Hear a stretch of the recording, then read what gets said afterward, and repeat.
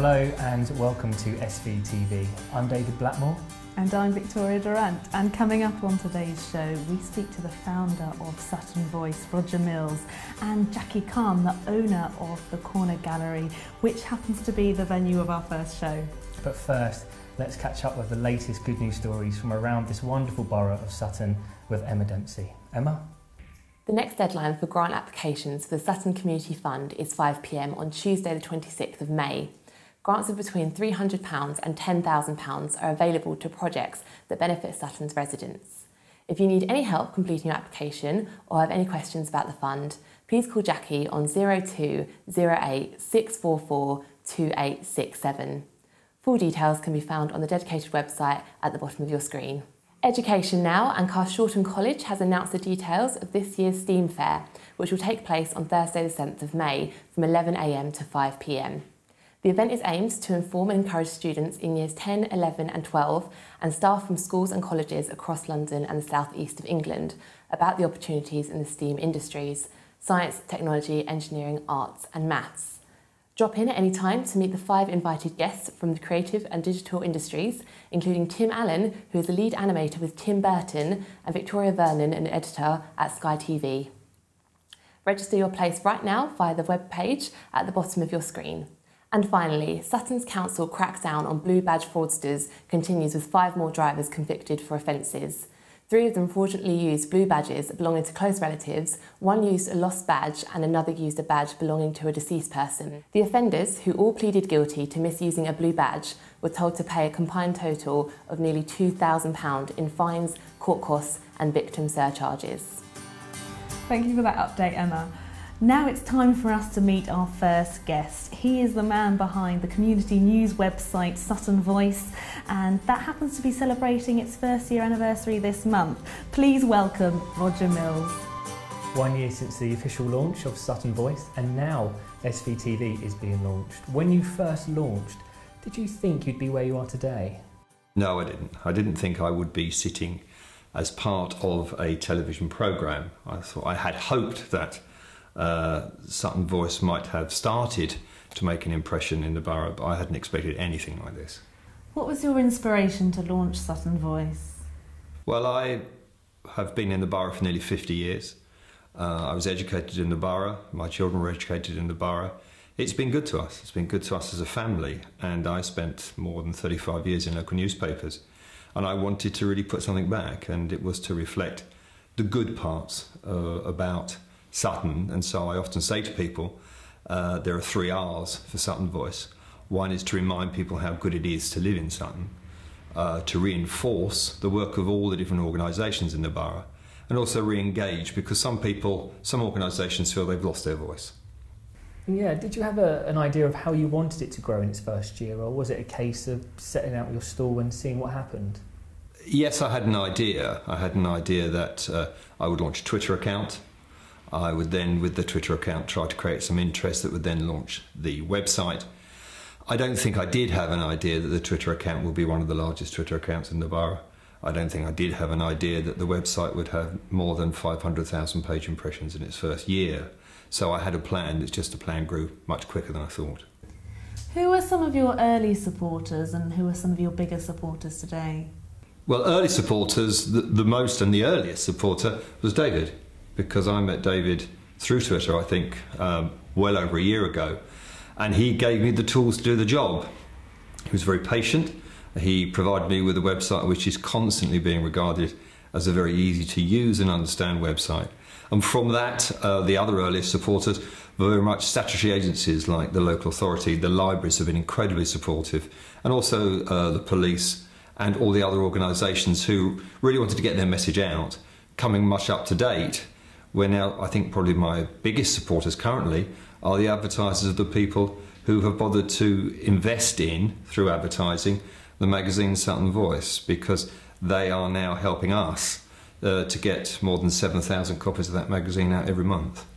That's very kind of you, Roger, but why do you think Sutton Voice has been such a big hit? Because seriously, the website is very accessible. It is not what I would call a shouty website. It's a website which reflects its community. On top of that, hard work. It can take between 15 and 20 hours a week to populate the website to go and seek the news. But also I think there is always this community in Sutton that really wants to be and wants to express itself, and hopefully through Sutton Voice they've got that chance.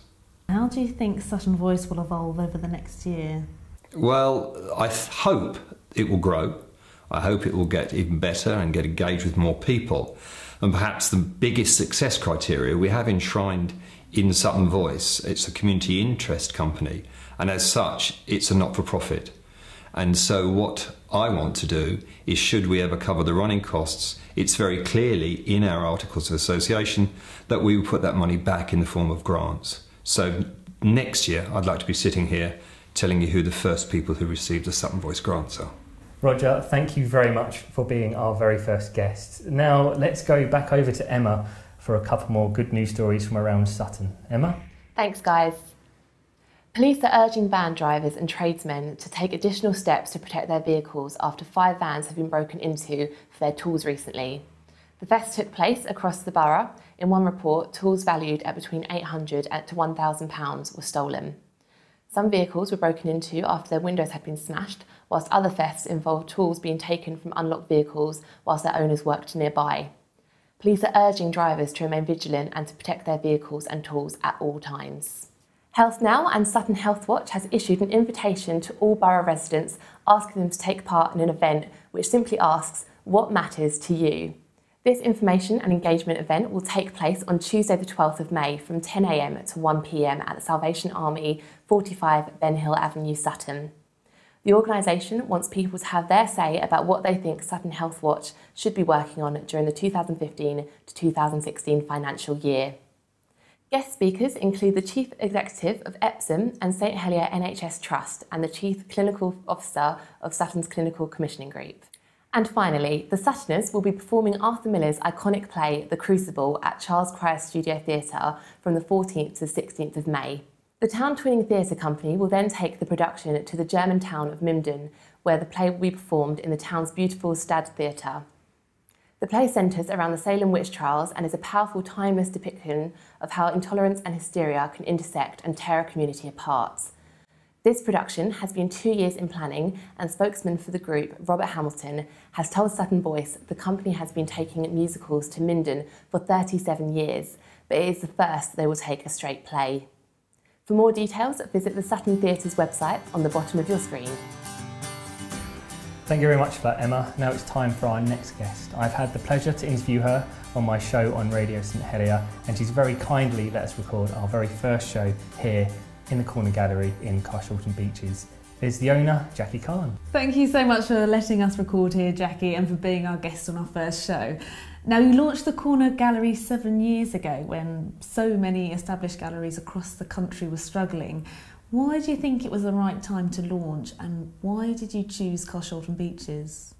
Every decision I made about this gallery was not a well thought one to start off with. That's how it came about. If I'd have really thought about it, I think on paper it wouldn't have looked like a good plan. But I just moved to the area, I'd taken a year out of work, I drove past, I fell in love with the idyllic little surroundings, the bakery, the ponds, everything, and it just said office to let. I pulled over, within 2 hours I'd signed the contract, and that was it. A gallery was open, and that's how it began. Now, Jackie, how surprised are you with how long you've been here and how well you've done over the years? I'm more shocked that I've been open now for 7 years. I went into this thinking, okay, let me do a year and see how this goes. I didn't do it in a way that, oh, it doesn't matter if it's not open for a year. I did it with a passion, an absolute burning passion. But I was always realistic that I'm a non-essential business.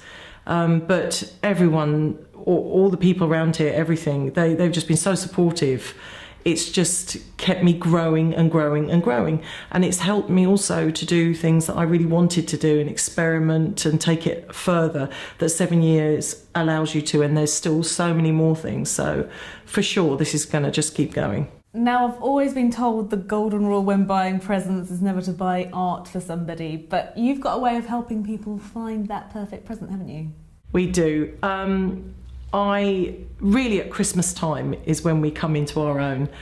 We have a thing called Art for Gifts at Christmas, which we make a list of all the things people want to buy each other for Christmas, and then go and find the artist that does that kind of thing, like rabbits, you know, cute bunny rabbits, owls. People love owls. Beautiful seascapes of Cornwall. They've been on a Cornish holiday, all those kind of things. So we actually go down the list first and then find those things. But during the year, we pick very well-known artists nationally, and we surprise people so much. And the artists we have in, we also negotiate really much lower prices as well than they normally would, because we are so suburban. We're trying to encourage people to purchase big name art, but at a very small shop. So yeah, it seems to work somehow. Now, do you get people who, like me, walk into an art gallery and don't have any understanding of art? Do you have like an inbuilt art dart? I like to think I do. I try and guess which piece of art is going to be sold first, and I manage to always get it right. But yeah, there are people that come in that are very, very quiet, and they just come in and they look. So we try to encourage them to stay in the gallery, take their time, look. We're not expecting them to buy anything. We get them to open up about what they like. A lot of people just haven't got a clue. We have a gift shop here, so they come in thinking it's a gift shop, and then slowly we push them into the gallery, and they're in a gallery which they find normally so difficult to get into. You know, galleries are so standoffish sometimes, but then they're in. Once they're in, they realise there's no harm. They can take their time, they can look at everything, and yeah, we really take the time to get it out of them what they like, and I don't think they know until they get in here what they like. But we soon find out. What are your biggest selling subjects? Oh, seascapes. Seascapes and cats. Oh, if I just sold cats all year, I would be in business for 20 years. Everybody loves cats. Everybody loves cats. Anytime we have cats in, they go. And seascapes. Everyone is always, it's always the big pictures. When somebody says, I've got a big space, they always go for the seascapes. Always. And of course, we're very famous for our lavender fields here in Carshalton Beeches. We've got the Mayfield lavender, and we've got the Stanley Park allotments lavender fields. So any time we get a lavender painting in, it's gone in seconds. We do have a lavender exhibition coming up, and at Christmas we sell the lavender paintings. So yeah, they're real favourites. So cats in lavender would be an even bigger sell, I think. Now, Jackie, if you've got a local artist coming in and they say they'd like to display their work at your gallery, how can they go about doing that? Just come in and have a chat with us. We have a local artist database, because once a year we have an annual local art show, and we theme it to make it a bit of fun. So the theme this year is Sky. That's what's going on right now. Few more weeks to go. So they come in, give us their details, tell us what they're into, and then literally when the local art show is about to happen, we send them emails, we get them to come in, we talk about their art, and we hang it here. Obviously, there are a few local artists here that are quite well known, so we do have independent exhibitions of theirs. But the best thing to do is always come in and have a chat. Don't turn up with a carload of paintings. We just can't get through them. We're too busy during the day. But just come in and have a chat. That's all you need to do. Come and have a chat, and we'll just see what we can do. Thank you very much, Jackie, and thank you again for letting us record from the Corner Gallery. You're welcome. And that's the end of our very first show on SVTV. We really hope you enjoyed it. Make sure you keep up to date on the news, events and opinions by going on to suttonvoice.co.uk. And you can also follow Sutton Voice on Twitter and Facebook. Thanks again for joining us.